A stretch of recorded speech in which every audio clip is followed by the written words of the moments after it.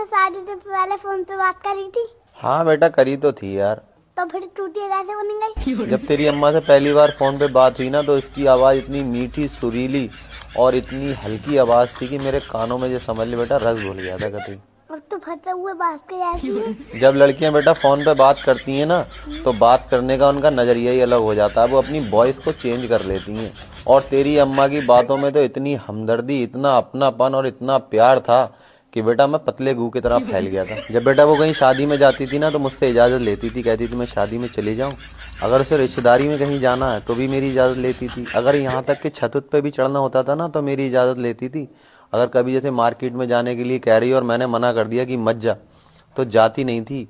बेटा आप बताओ किसी इंसान को बाल्टी भर प्यार ना मिला हो और उसे फिर समंदर भर प्यार मिल जाए तो बताओ क्या करेगा। एक बार मैंने तेरी मम्मा से पूछ लिया अगर मैं मर गया तो तू क्या करेगी। ज्यादातर लड़के ये बेटा पूछ ही लेते हैं कि अगर मैं मर गया तो तू क्या करेगी। पता उसने क्या ड्रामा करा था? पूरा दिन रोटी नहीं खाई थी।